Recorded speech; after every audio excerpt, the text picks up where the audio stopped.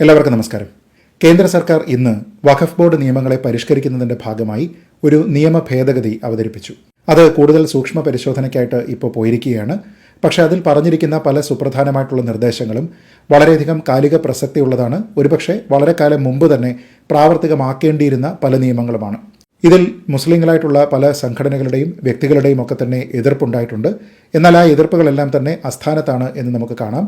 കാരണം ഇന്ത്യ പോലെ സ്വതന്ത്രമായ ഭരണഘടന അധിഷ്ഠിതമായി പ്രവർത്തിക്കുന്ന ഒരു ജനാധിപത്യ മതേതര രാജ്യത്ത് ഉണ്ടാകാൻ പാടില്ലാത്ത രീതിയിലുള്ള പല നിർദ്ദേശങ്ങളും വഖഫ് നിയമങ്ങളിൽ നിലവിലുണ്ട്. ഇതിനെയെല്ലാം തന്നെ ഭേദഗതി ചെയ്യുന്നതിൻ്റെ ഭാഗമായിട്ടാണ് പുതിയ പരിഷ്കാരങ്ങളെല്ലാം തന്നെ കൊണ്ടുവന്നിരിക്കുന്നത്. ഇതിൽ പ്രാഥമികമായി മനസ്സിലാക്കേണ്ടത് ഇന്ത്യയിൽ ഏറ്റവും കൂടുതൽ വസ്തുക്കൾ, അത് മൂവബിൾ ആണെങ്കിലും ഇമ്മൂവബിൾ ആണെങ്കിലും അത്തരം പ്രോപ്പർട്ടികൾ ഏറ്റവും കൂടുതൽ സൂക്ഷിച്ചിരിക്കുന്ന ഒരു ബോഡിയാണ് വഖഫ് ബോർഡ്.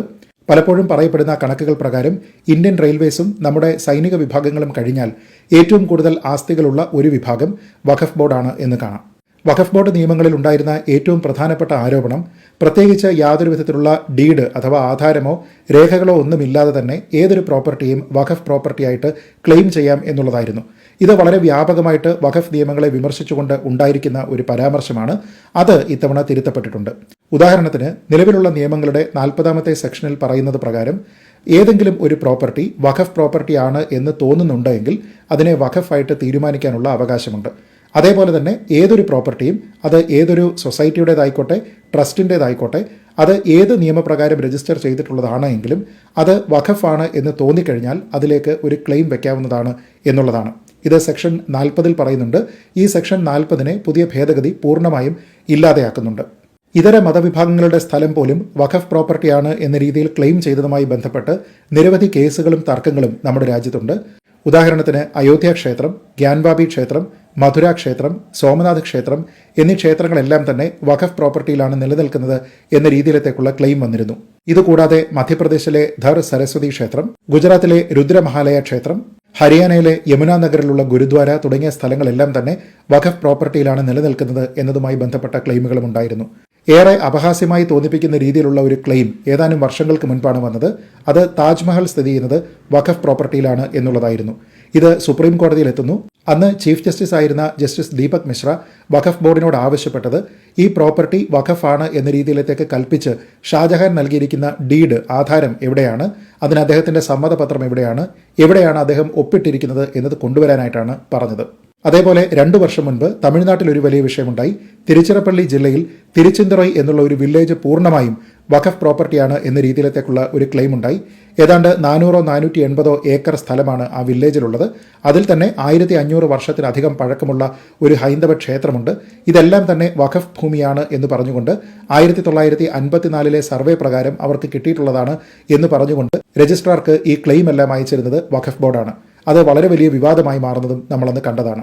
അങ്ങനെ നോക്കിയാൽ നിലവിലുള്ള വഖഫ് നിയമങ്ങളിൽ പറഞ്ഞിരിക്കുന്ന അനിയന്ത്രിതമായിട്ടുള്ള ഒരു സ്വാതന്ത്ര്യം ഉപയോഗിച്ചുകൊണ്ട് പ്രത്യേകിച്ച് ഏതെങ്കിലും ഒരു രേഖയോ ഡീഡോ ഒന്നുമില്ലാതെ തന്നെ മറ്റുള്ള ആൾക്കാരുടെ സ്ഥലം, അത് ഇതര മതവിഭാഗങ്ങളിലുള്ള ആൾക്കാരുടെ സ്ഥലമാണെങ്കിലും ക്ലെയിം ചെയ്യുന്നതിന് വേണ്ടി വഖഫ് നിയമങ്ങൾ അനുവദിക്കുന്നുണ്ട് എന്ന രീതിയിലത്തേക്കുള്ള വലിയൊരു ആക്ഷേപം ഈ നിയമങ്ങൾക്കെതിരെ ഉണ്ടായിരുന്നു.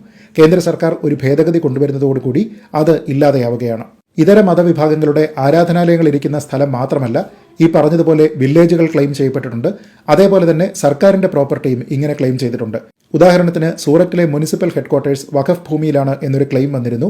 ഈ പ്രോപ്പർട്ടിയുമായി ബന്ധപ്പെട്ട് ഏതാണ്ട് 8ഓളം രേഖകൾ ഹാജരാക്കിയിട്ടും ആ ക്ലെയിം അവിടെ നിന്ന് പിൻവലിക്കാനായിട്ട് വഖഫ് ബോർഡ് തയ്യാറായിരുന്നില്ല.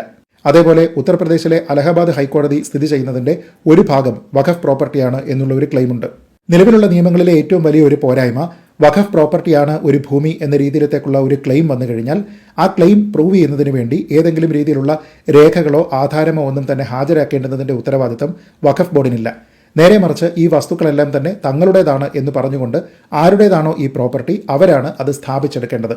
ബർഡൻ ഓഫ് പ്രൂഫ് എന്ന് പറയുന്നത് ഇങ്ങനെ ആരോപിക്കപ്പെടുന്ന ആൾക്കാരുടെ മേൽ വരുന്ന ഒരു വലിയ പ്രശ്നം ഇതിലുണ്ട് എന്നുള്ളതാണ് ഒന്നാമത്തെ കാര്യം.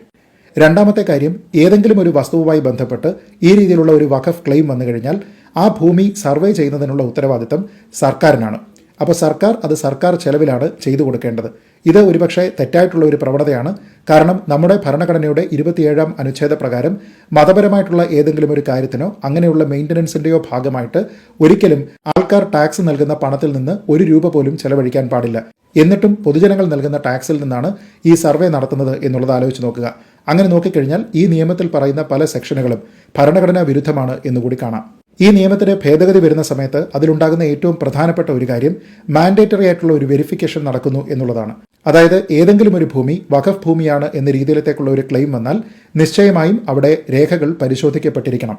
അങ്ങനെ കളക്ടറുടെ നേതൃത്വത്തിൽ രേഖകളെല്ലാം തന്നെ പരിശോധിച്ചതിന് ശേഷം അത് ആരുടെ ഓണർഷിപ്പാണ് എന്ന് കൃത്യമായി പ്രൂവ് ചെയ്തിട്ടല്ലാതെ വഖഫിന് ആ ക്ലെയിമുമായിട്ട് മുന്നോട്ട് പോകാനായിട്ട് സാധിക്കുകയില്ല.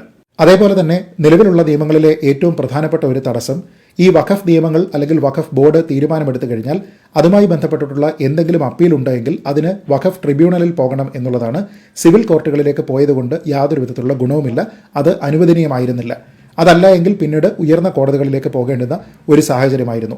എന്നാൽ അതിനെയും എടുത്തു മാറ്റിയിട്ടുണ്ട്. ഇപ്പോൾ തർക്കമുണ്ടെങ്കിൽ ആ തർക്ക പരിഹാരത്തിന് സാധാരണയായിട്ട് നമ്മുടെ രാജ്യത്ത് എന്തൊക്കെയാണോ പരിഹാര രീതികൾ, ആ നിയമപ്രകാരമുള്ള രീതികളെല്ലാം തന്നെ സ്വീകരിക്കാനായിട്ട് നമുക്ക് സാധിക്കും. ഇതിൽ ഏറ്റവും സ്വാഗതാർഹമായിട്ടുള്ള മറ്റൊരു ഭേദഗതി ഗവൺമെൻറ്റിൻ്റെ സ്ഥലങ്ങളെല്ലാം തന്നെ മുൻപാണെങ്കിലും ഇപ്പോൾ കൈവശം വെച്ചിരിക്കുന്നതാണെങ്കിലും ഭാവിയിലാണെങ്കിലും വഖഫ് പ്രോപ്പർട്ടിയായിട്ട് ക്ലെയിം ചെയ്യാൻ പാടില്ല എന്നുള്ളതാണ്. നേരത്തെ പറഞ്ഞതുപോലെ സർക്കാരിൻ്റെ പൂർണ്ണമായിട്ടുള്ള അധീനതയിൽ ഇരിക്കേണ്ടുന്ന കോടതി പരിസരങ്ങൾ ഉൾപ്പെടെ പലപ്പോഴും വഖഫ് പ്രോപ്പർട്ടിയാണ് എന്ന രീതിയിലത്തേക്കുള്ള ക്ലെയിം വന്നിരിക്കുമ്പോൾ ഇനി അത് സാധ്യമല്ല. ഗവൺമെൻറ് പ്രോപ്പർട്ടികളെല്ലാം ഗവൺമെൻറ്റിൻ്റേതായിട്ട് തന്നെ തുടരും. അതിന് വഖഫിന് യാതൊരു വിധത്തിലുള്ള ക്ലെയിമിനും അർഹതയുണ്ടാവില്ല. അതേപോലെ തന്നെ വഖഫ് പ്രോപ്പർട്ടികളെല്ലാം തന്നെ കളക്ടറുടെ മുമ്പാകെ രജിസ്റ്റർ ചെയ്തിരിക്കണം എന്നത് നിർബന്ധമാക്കിയിരിക്കുകയാണ്. കളക്ടർ എന്ന് പറയുമ്പോൾ മറ്റ് പല സംസ്ഥാനങ്ങളിലും അത് ഡിസ്ട്രിക്ട് മജിസ്ട്രേറ്റ് എന്ന രീതിയിൽ തന്നെയാണ് അറിയപ്പെടുന്നത്. അപ്പോൾ അങ്ങനെ കൂടുതലായിട്ട് സർക്കാർ സംവിധാനത്തിന് ഒരു പ്രാധാന്യം ഇതിൽ നൽകിയിട്ടുണ്ട്. ഇനി ഈ നിയമത്തിൽ ഏറ്റവും വിവാദമായിട്ടുള്ള ഒരു കാര്യം വഖഫിൻ്റെ ഒരു കോൺസ്റ്റിറ്റ്യൂഷനുമായി ബന്ധപ്പെട്ട് അതിലേക്ക് മുസ്ലിങ്ങളല്ലാത്ത 2 അംഗങ്ങൾ കൂടി ഉണ്ടായിരിക്കണം എന്ന രീതിയിലത്തേക്കുള്ള ഒരു സജഷനാണ്. പല ആൾക്കാരും ഇതിനെ മുസ്ലിം നിയമങ്ങളിലേക്കുള്ള അനാവശ്യമായിട്ടുള്ള ഇതര മതവിഭാഗങ്ങളുടെ ഒരു കൈകടത്തലായിട്ട് കരുതുന്നുണ്ട്. അതേപോലെ തന്നെ നമ്മുടെ രാജ്യത്തിൻ്റെ സെക്യുലറിസത്തിനെ ഇത് തെറ്റായ രീതിയിൽ ബാധിക്കും എന്ന് കരുതുന്ന ആൾക്കാരുണ്ട്. ഒപ്പം ഇത് ഹൈന്ദവ ക്ഷേത്രങ്ങളുടെയോ ട്രസ്റ്റുകളുടെയോ ഒക്കെ ഭാഗമായിട്ട് ഈ രീതിയിലത്തേക്ക് ഇതര മതവിഭാഗങ്ങളിലുള്ള ആൾക്കാരെ എല്ലാം തന്നെ കമ്മിറ്റിയിലേക്ക് കൊണ്ടുവരുന്ന രീതിയിലത്തേക്കുള്ള പരിഷ്കാരങ്ങൾ ഇതിൻ്റെ ചുവട് പിടിച്ച് ഇനി ഉണ്ടാവുന്നത് അപകടകരമായിരിക്കും എന്നും പറയുന്നുണ്ട്. എന്നാൽ മറ്റുള്ള റിലീജിയസ് ബോഡികളിൽ നിന്നും വഖഫ് ബോർഡിന് ഒരു പ്രത്യേകതയുണ്ട് എന്നത് മനസ്സിലാക്കേണ്ടതാണ്.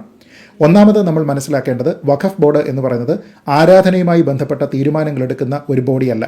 നേരെ മറിച്ച് ഒരു പ്രോപ്പർട്ടി വഖഫാണോ എന്നതുമായി ബന്ധപ്പെട്ടിട്ടുള്ള തീരുമാനങ്ങൾ എടുക്കുന്ന ഒരു ബോഡിയാണ്.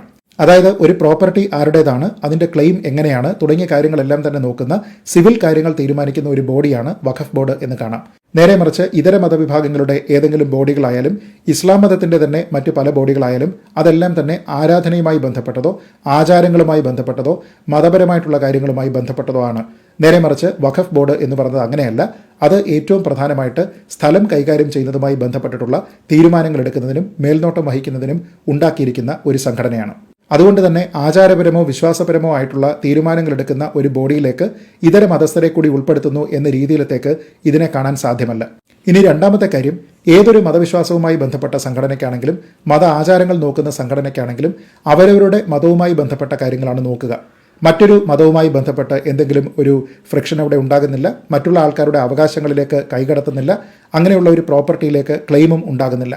നേരെ മറിച്ച് വഖഫുമായി ബന്ധപ്പെട്ട് വിവാദമായിട്ടുള്ള മിക്ക കാര്യങ്ങളും ഇതര മതസ്ഥരുമായി ബന്ധപ്പെട്ടതാണ്, അവരുടെ പ്രോപ്പർട്ടികളുമായി ബന്ധപ്പെട്ടതാണ്. ഈ പറഞ്ഞിരിക്കുന്ന പല ഗുരുദ്വാര, അമ്പലം ഉദാഹരണങ്ങളൊക്കെ തന്നെ അതാണ് സാക്ഷ്യപ്പെടുത്തുന്നത്.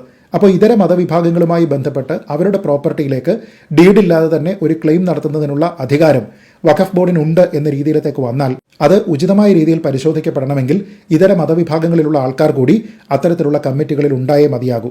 അങ്ങനെയുള്ള തീരുമാനങ്ങൾ മറ്റു മതവിഭാഗക്കാർ കൂടി ഉണ്ടെങ്കിൽ കൂടുതൽ കാര്യക്ഷമമായിട്ടും യുക്തിസഹമായിട്ടും എടുക്കാനുള്ള സാധ്യത കൂടുകയും അനാവശ്യമായിട്ടുള്ള നിയമ നടപടികൾ ഒഴിവാക്കാനും സാധിക്കും.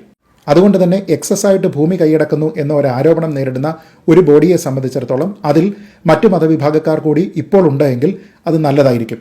ഇനി ഭാവിയിൽ എക്സസ് ആയിട്ടുള്ള ക്ലെയിമുകളൊന്നും തന്നെ ഇല്ലാതെ വരുന്ന ഒരു കാലത്ത് തീർച്ചയായിട്ടും ഈ നിയമത്തിൽ ഒരു ഭേദഗതി കൊണ്ടുവന്ന് മുസ്ലിം ഇതര വിഭാഗത്തിലുള്ള ആൾക്കാരെ ഈ കമ്മിറ്റികളിൽ നിന്ന് ഒഴിവാക്കുകയും ചെയ്യാം. എങ്കിലും നിലവിലെ സാഹചര്യത്തിൽ അത് ഉണ്ടാവുന്നത് തന്നെയാണ് നല്ലത്. ഈ ഭേദഗതി മൂലമുണ്ടാകുന്ന ഏറ്റവും പ്രധാനപ്പെട്ട ഗുണം സാധാരണക്കാരനായിട്ടുള്ള ഒരാൾ അല്ലെങ്കിൽ ഒരു ട്രസ്റ്റിൻ്റെയോ സൊസൈറ്റിയുടെയോ ഭാഗമായിട്ടുള്ള ഒരാൾ എങ്ങനെയാണോ നമ്മുടെ നാട്ടിൽ ഇപ്പോൾ മൂവബിൾ ആയതും ഇമ്മൂവബിൾ ആയതുമായിട്ടുള്ള പ്രോപ്പർട്ടികൾ കൈകാര്യം ചെയ്യുന്നത് അതിന് സമാനമായ രീതിയിലത്തേക്ക് വഖഫ് ബോർഡിൻ്റെ പ്രവർത്തനങ്ങളും മാറും എന്നുള്ളതാണ്. അത് തീർച്ചയായിട്ടും സ്വാഗതാർഹമായിട്ടുള്ള ഒരു കാര്യമാണ്. നമ്മുടെ നാട്ടിലെ വിവിധ മതവിഭാഗങ്ങൾ തമ്മിലുള്ള അനാവശ്യ സ്പർദ്ധ ഒഴിവാക്കുന്നതിന് ഈ പുതിയ നിയമ ഭേദഗതി സഹായിക്കും. ഒപ്പം കൂടുതൽ ഉത്തരവാദിത്ത ബോധത്തോടുകൂടി പ്രവർത്തിക്കുന്നതിന് വഖഫ് ബോർഡിന് സാധിക്കുകയും ചെയ്യും. എന്തായാലും ഈ ഭേദഗതി എത്രയും പെട്ടെന്ന് പരക്കെ സ്വീകരിക്കപ്പെടട്ടെ എന്നും അത് പ്രാവർത്തികമാകട്ടെ എന്നും പ്രത്യാശിച്ചുകൊണ്ട് ഈ വീഡിയോ അവസാനിപ്പിക്കുന്നു. ജയ് ഹിന്ദ്.